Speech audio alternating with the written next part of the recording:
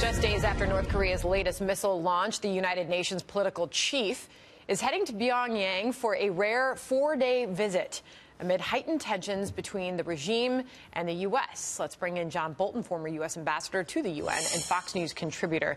What can you tell us about this visit? I mean, how unusual is this? Well, I think what's particularly unusual about it is that it's an American who's the Undersecretary General for Political Affairs. Jeff Feltman, a career Foreign Service officer, former U.S. ambassador to Lebanon, has been in this position for a number of years.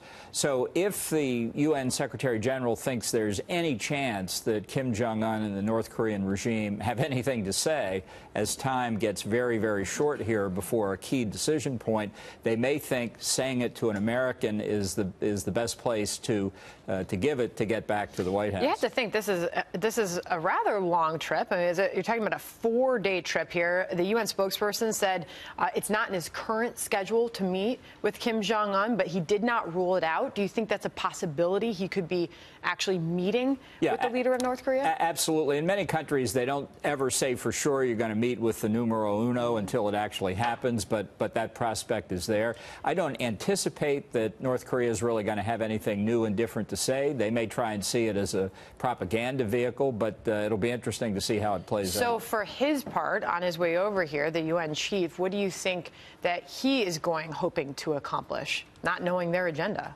Well, I don't know what communication the State Department may have had with him, but I know Jeff Feltman. I think he's a responsible person, and I think looking at what we have been saying, what H.R. McMaster said out at the Reagan Defense Forum, what the president himself has said, that Kim Jong-un better appreciate that Barack Obama is no longer president, and the possibility of American use of military force against North Korea's nuclear capability is real.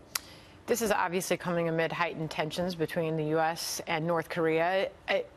How is the president's strategy working? Obviously, we've been reporting on the words exchange, the rhetoric between the two world leaders. How is his strategy playing out in your view?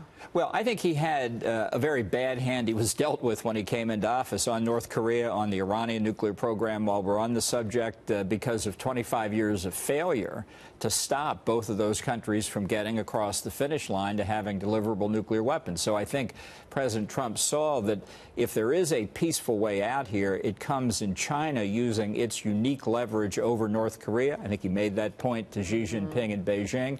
I have to say there's no evidence the Chinese have gotten the message. So I think you're getting very close to a binary decision.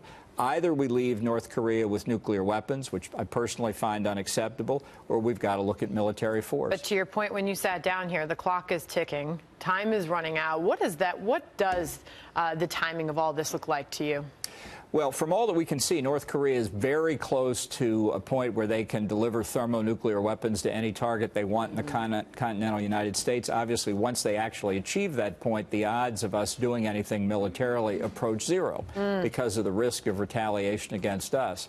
So there isn't a lot of time to fool around here. There's not much of a margin of error if we're going to use military force. And if we don't, then you have a North Korea that can extort and blackmail the United States and sell these technologies around the world. And a big meeting coming up between that UN chief and leaders in North Korea. Ambassador John Bolton, always good to see you. Thank you for being here.